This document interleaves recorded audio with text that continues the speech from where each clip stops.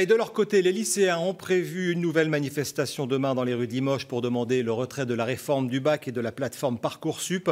Christine Gavini-Chevet, bonsoir. Bonsoir. Merci d'être avec nous. Vous êtes la rectrice de l'Académie de Limoges. Vous étiez ce matin notamment au lycée Renoir à Limoges pour lancer un appel au calme auprès des élèves et des personnels concernant les dérives qu'il pourrait y avoir lors des manifestations. Quel a été votre discours ?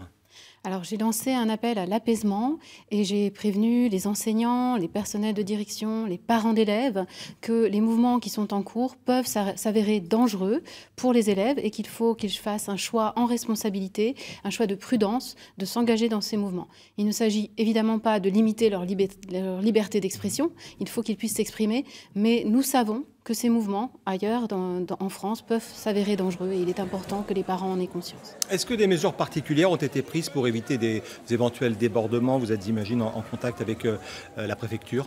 Absolument, nous avons contacté les préfectures qui sécurisent les abords des établissements, qui suivent parfois même les élèves dans leurs déplacements en ville. Et c'est très important, nous avons eu 1200 élèves dans Limoges vendredi et lundi.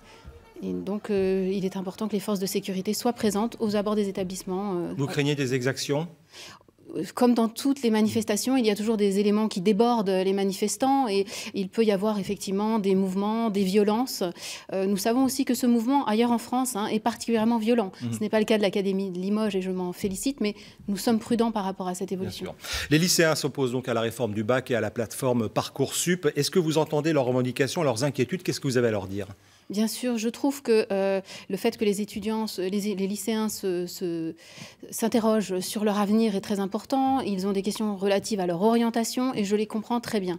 Nous sommes prêts à leur réexpliquer ce qu'est cette réforme du lycée, en quoi elle permet une orientation choisie et qui va les mener vers des études supérieures qu'ils pourront suivre sans difficulté.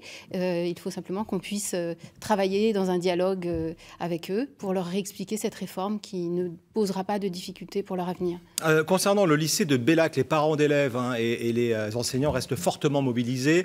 Ils n'ont obtenu que 6 spécialités dans le cadre de la réforme au bac. Vous en proposez une 7e, mais ils estiment que ce n'est pas suffisant. Qu'est-ce que vous avez à leur dire ce soir ?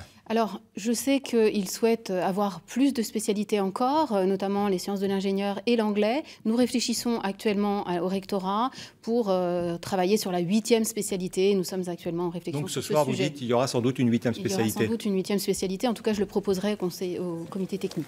Autre dossier, très rapidement, celui du rectorat unique dans la grande région. On sait que le président Alain Rousset souhaiterait qu'il soit ici, à Limoges. Est-ce que vous avez des informations ? On devrait savoir dans les prochains jours. Voilà, le ministre doit décider prochainement. Évidemment, en tant que rectrice de l'Académie de Limoges, je serais très heureuse que ce soit le cas. Mais ce qui m'importe, c'est que les activités du rectorat de la Nouvelle-Aquitaine soient bien équilibrées entre les 3 sites, entre Limoges, Bordeaux et Poitiers. Merci beaucoup Christine Gavini-Chevet. Vous êtes donc la rectrice de l'Académie de Limoges et peut-être un jour celle de la grande région. Merci infiniment.